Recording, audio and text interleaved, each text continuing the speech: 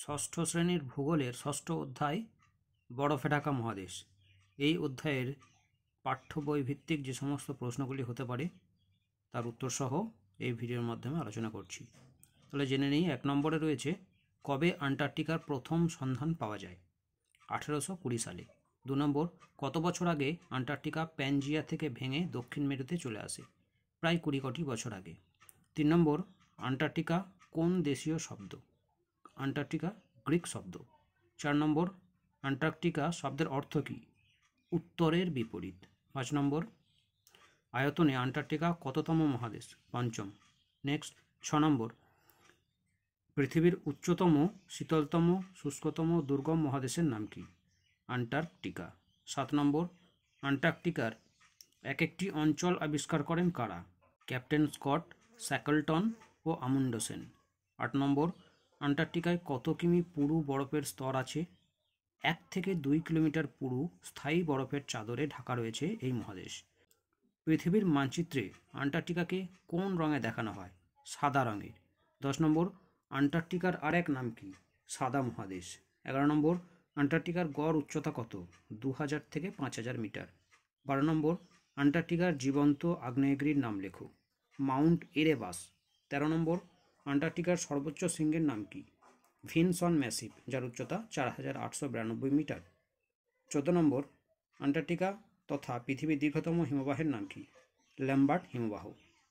15 নম্বর, trans Antarctica পর্বতশ্রেণী কত kilometre দীর্ঘ? 3500 kilometre. 16 নম্বর, পৃথিবীর শীতলতম স্থানের নাম কি? ভস্টক। 17 নম্বরে, ভস্টক কোন দেশের গবেষণা কেন্দ্র? রাশিয়ার। 18 নম্বর, ভস্টকের তাপমাত্রা কত? -89.2 ডিগ্রি সেন্টিগ্রেড।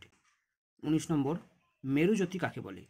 মে থেকে আগস্ট মাসে আন্টার্কটিকায় রাতের আকাশে রঙিন আলোর ছটা দেখা যায়, তাকে মেরুজ্যোতি বলে। কোন সময় আন্টার্কটিকায় 24 ঘন্টায় অন্ধকার থাকে? মে থেকে আগস্ট মাসে। 21 নম্বর, কোন সময় আন্টার্কটিকায় 24 ঘন্টায় সূর্য দেখা যায়? গ্রীষ্মকালে, অর্থাৎ নভেম্বর থেকে ফেব্রুয়ারি মাসে। 22 নম্বর, আন্টার্কটিকায় কোন কোন উদ্ভিদ জন্মায়? মস, লাইকেন ও শ্যাওলা। 23 নম্বর, আন্টার্কটিকার একমাত্র স্থায়ী বাসিন্দা কি? পেঙ্গুইন। 24 নম্বর, এখানকার চারপাশের সমুদ্রে কি দেখা যায়? প্রচুর মাছ, সামুদ্রিক পাখি, তিমি, সিল মাছ ও krill। পেঙ্গুইনদের প্রধান খাদ্য কি? পেঙ্গুইনদের প্রধান খাদ্য হচ্ছে krill। krill কি? krill হচ্ছে চিংড়ি জাতীয় একটি কীট। 27 নম্বর, উড়তে পারে না কিন্তু সাঁতার কাটতে পারে এমন একটি পাখির নাম লেখো। পেঙ্গুইন। 28 নম্বর, আন্টার্কটিকায় কত রকম প্রজাতির পেঙ্গুইন আছে? প্রায় 17 রকম প্রজাতির পেঙ্গুইন আছে। সব থেকে বড় পেঙ্গুইনদের কি বলে? Emperor penguin. 30 নম্বর, এম্পেরর পেঙ্গুইনের দেহের বর্ণনা দাও। প্রায় 4 ফুট লম্বা, 30 কেজি ওজন, সারা শরীর চকচকে পালকে ঢাকা, জল ঢোকে না। 31 নম্বর, ঠান্ডা থেকে বাঁচার জন্য পেঙ্গুইনদের দেহে কি থাকে? ত্বকের নিচে পুরু চর্বির স্তর থাকে। 32 নম্বর, আমুন্ডসেন কে? তিনি নরওয়ের অভিযাত্রী। 33 নম্বর, পৃথিবীর দক্ষিণ মেরুতে প্রথম পৌঁছেছিল কে? কত খ্রিস্টাব্দে? রোয়াল্ড আমুন্ডসেন ও তার সঙ্গীরা 14 ডিসেম্বর 1911 সালে। 34 নম্বর, আমুন্ডসেন কবে দক্ষিণ মেরু অভিযান শুরু করেছিলেন? 1911 খ্রিস্টাব্দের 19 অক্টোবর। 35, কে প্রথম উত্তর মেরুতে পৌঁছেছিলেন? Robert Prairie. 36 নম্বর, বিজ্ঞানের মহাদেশ কাকে বলে? আন্টার্কটিকাকে। 37 নম্বর, আন্তর্জাতিক ভূখণ্ড কাকে বলে? কেন? আন্টার্কটিকাকে আন্তর্জাতিক ভূখণ্ড বলে কারণ এই মহাদেশ কোনো দেশের অধীন নয়।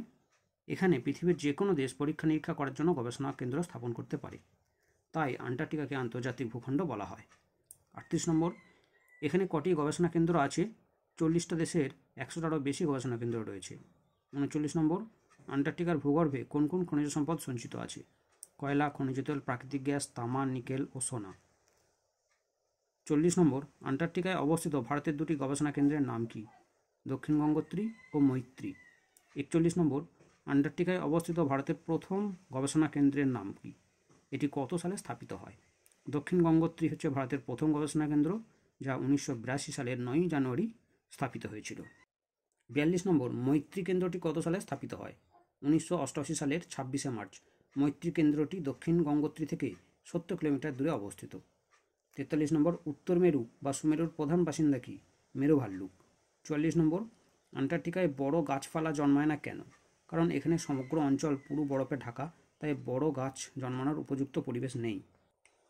45 নম্বর, আন্টার্কটিকার ভবিষ্যৎ কী? বিশ্ব উষ্ণায়ন, ওজোন স্তর ক্ষয়, বায়ু দূষণ ইত্যাদি কারণে আন্টার্কটিকার প্রাকৃতিক পরিবেশ চরম সংকটে। ক্রমাগত উষ্ণতা বাড়ার ফলে প্রতিদিন বরফ গলে যাওয়ার ফলে মহাদেশটির আয়তন কমে যাচ্ছে। ফলে ক্রিল, সিল, পেঙ্গুইন সবারই সংখ্যা কমে যাচ্ছে। নষ্ট হয়ে যাচ্ছে আন্টার্কটিকার প্রাকৃতিক ভারসাম্য। 46 নম্বর, কত সালের আন্তর্জাতিক চুক্তি অনুসারে পৃথিবীর যে কোনো দেশ আন্টার্কটিকায় সব রকম বৈজ্ঞানিক গবেষণার সুযোগ পেয়েছে? 1969 সালের আন্তর্জাতিক চুক্তি অনুসারে। ভিডিওটি এই পর্যন্তই। আশা করি এই চ্যাপ্টারে যে সমস্ত প্রশ্নগুলি হওয়ার কথা তা সমস্ত এই ভিডিওর মাধ্যমে তুলে ধরেছি। উপকারে লাগলে অবশ্যই আমি নিজেকে ধন্য মনে করব।